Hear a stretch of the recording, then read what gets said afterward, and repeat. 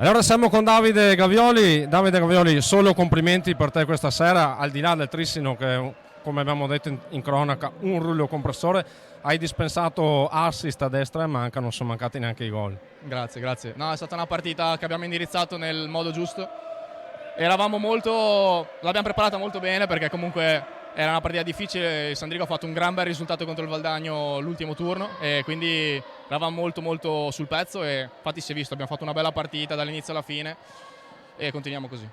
Ascolta, adesso testa al prossimo match di campionato, quello in una sfida sempre molto sentita, un Valdagno che oltretutto è anche in forma da inizio campionato, lo sta dimostrando, al di là del risultato in casa contro il Sandrigo. Come vedi questa partita? No, intanto giovedì giochiamo contro il Liceo in Eurolega, che sarà una partitona perché è una competizione bellissima contro le migliori squadre del mondo e quindi sarà da divertirsi.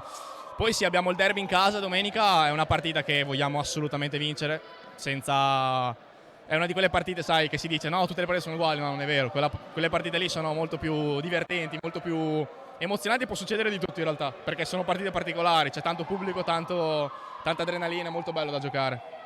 E allora in bocca al lupo anche a te, grazie Davide. Grazie mille.